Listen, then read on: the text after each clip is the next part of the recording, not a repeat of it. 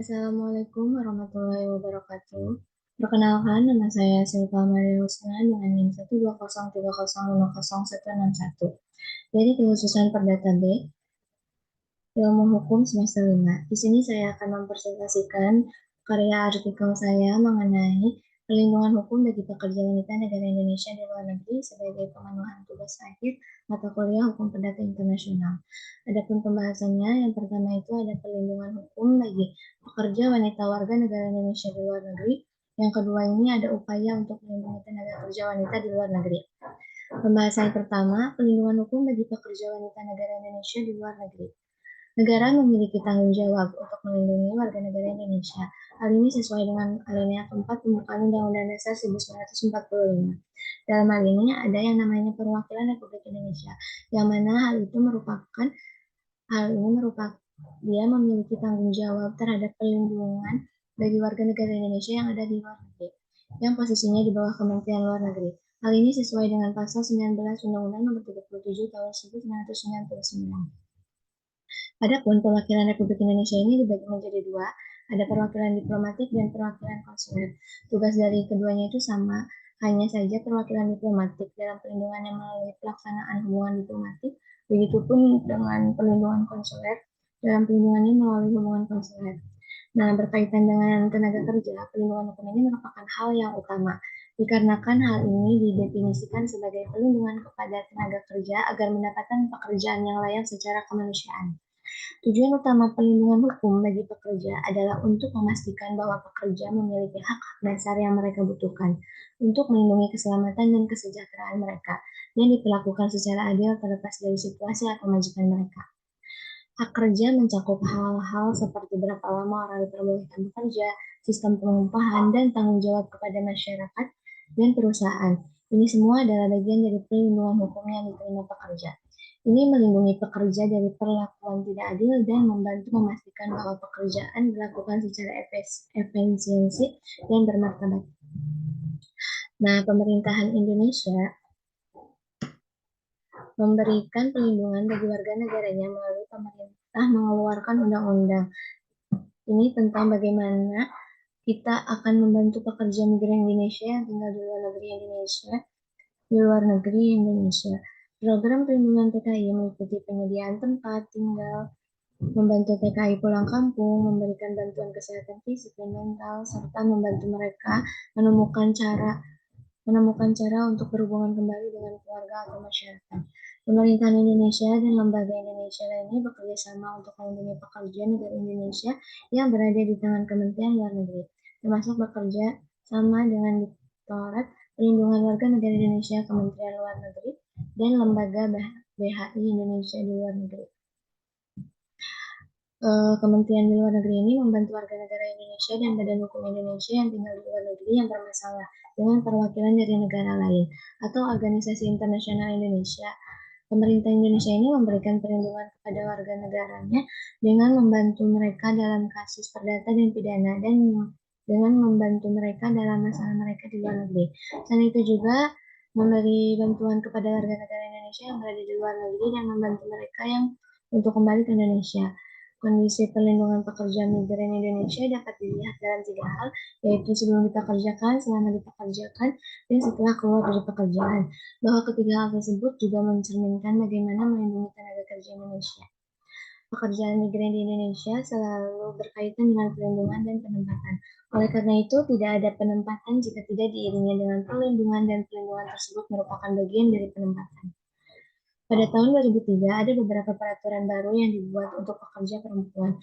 Undang-Undang Nomor 13 Tahun 2003 tentang Ketenagakerjaan melindungi pekerja dari perlakuan tidak adil sebelum, selama, dan setelah hubungan kerja mereka.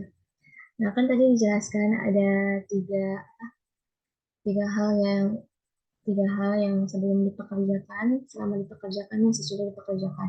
Nah, perlindungan prakerja itu membantu memastikan bahwa setiap orang memiliki kesempatan yang sama untuk mendapatkan pekerjaan. Dan jika seseorang itu didiskriminasi saat mencari pekerjaan, mereka dapat memperoleh bantuan dari pemerintah. Adapun perlindungan setelah hubungan kerja berakhir atau jika Anda dipecat dari perusahaan, biasanya bertanggung jawab untuk membayar Anda sejumlah uang sehingga Anda tidak perlu memulai lagi dari awal. Nah, pekerja ini juga dapat memperoleh perlindungan sosial dan psikologis dalam hal mereka harus melakukan tugasnya sebagai warga negara, seperti ketika anggota keluarga di rumah meninggal dunia. Lalu pembahasan kedua ada upaya untuk melindungi tenaga kerja wanita di luar negeri. Dalam upaya ini, yang dalam upaya ini ada dua cara, bisa dilihat dari pihak yang bertanggung jawab memberikan perlindungan dan juga ada sistem pelayanan terpadu bagi PKI. Adapun pihak yang bertanggung jawab memberikan perlindungan hal ini sesuai dengan Undang-Undang Dasar 1945 alinea keempat, di mana tujuan negara adalah mencegah segala pertumpahan darah di negara ini. Hal ini membuktikan bahwa pemerintahan memiliki tanggung jawab untuk membantu TKW yang diperlakukan tidak adil di luar negeri. Pemerintah berusaha melakukan yang terbaik, tetapi ada beberapa masalah. Orang yang bertugas mencari dan menempatkan tenaga kerja di Indonesia disebut PPTKIS. Mereka diberi lebih banyak pekerjaan daripada pemerintahan. Itu sebabnya ada beberapa masalah.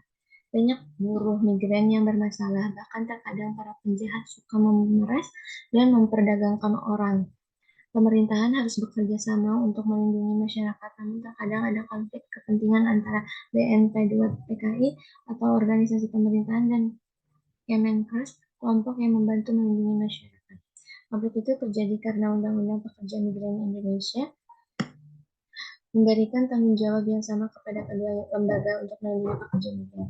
Ada banyak aturan di negara ini yang ditegakkan oleh pemerintah. Aturan tersebut sebagai diatur dalam Undang-Undang PKI dan sebagian lagi merupakan bagian dari undang-undang yang mengatur tentang harta benda.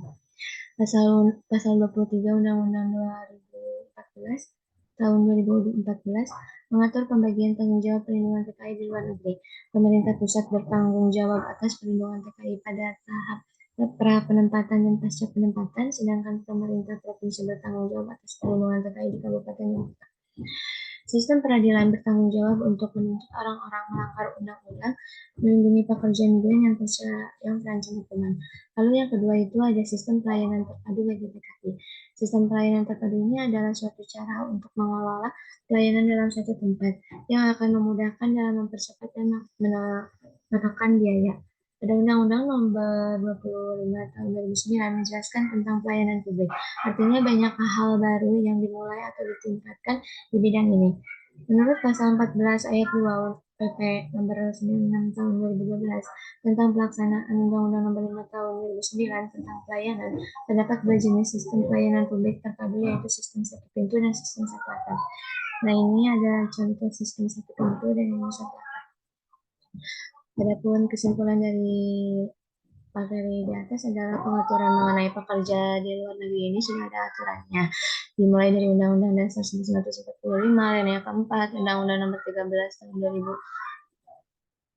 2003, Undang-Undang Nomor 39 Tahun 2004, Undang-Undang Nomor 18 Tahun 2017 tentang Perlindungan Pekerja Migran Indonesia, di mana pengaturan tersebut merupakan salah satu bentuk perlindungan bagi pekerja warga negara Indonesia. Adapun untuk perlindungan hukum bagi pekerja wanita, sebenarnya memang belum ada secara khusus yang mengaturnya,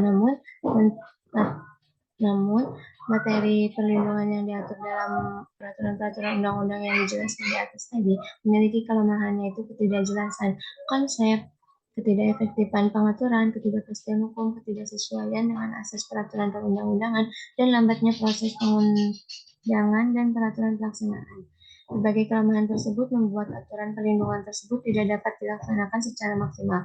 Namun pemerintah terus berupaya agar para pekerja wanita di luar negeri bisa benar-benar mendapatkan perlindungan hukum.